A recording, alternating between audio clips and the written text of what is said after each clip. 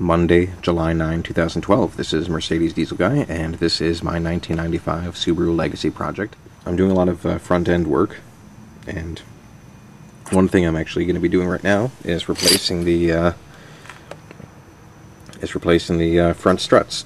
The first thing it said was to remove the bolt and get the ABS wheel speed sensor out of the steering knuckle here. Now I was able to get the bolt out, but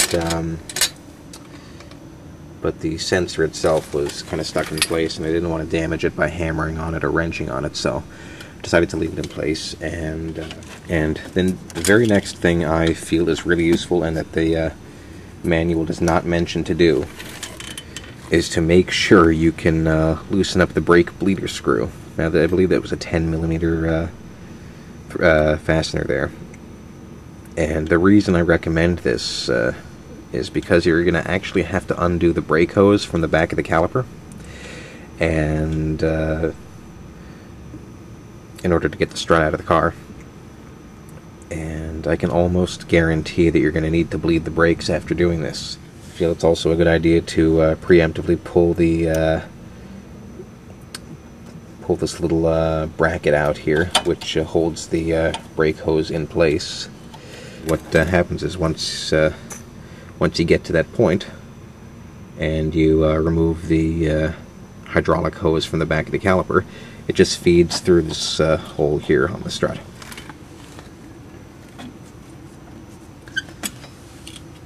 Next, I actually went up here into the engine compartment, and I sprayed down these three outer nuts here, which hold the strut mount to the car. I sprayed them with some penetrating oil, and then I let that sit a few minutes, and then I made sure I could remove these with a wrench.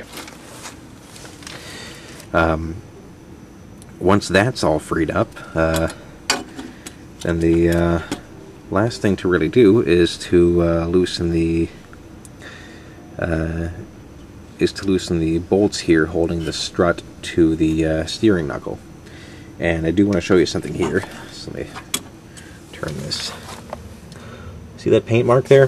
There's actually a hash mark engraved or stamped, however you want to call it, into the strut here itself.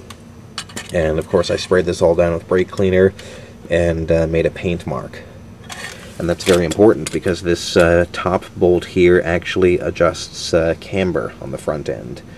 So once again, when you put everything back together, you want to have this paint mark aligned exactly the way it should be. Once you have that marked, you actually counter hold the bolt on this side here with a 19mm open-ended wrench, and then you loosen the nut on the other side. Okay, when you tighten these back down, it's going to be 98 to 119 foot-pounds, so pretty significant there. So once you have these loose, you actually completely unthread the nuts, take the bolts out. Then you actually do remove these three nuts that hold the strut assembly to the strut tower. At that point, if you haven't yet, undo the brake hydraulic hose, feed it through the hole there on the strut, and then you should be able to remove the strut from the car. And then you take it into your garage or wherever to rebuild it, unless you're putting it back in as is, or just putting in a pre-assembled strut. So yeah, once again, installation is reverse of removal. Remember, these go to anywhere between 98 to 119 foot-pounds. The manual I'm using gives a nice range there. And then the top mount nuts in the engine compartment, those actually, I'm showing a torque setting of 120 to 192 inch-pounds. So you're going to have to do a conversion to foot-pounds there. But that's really not a lot. So, thanks for watching.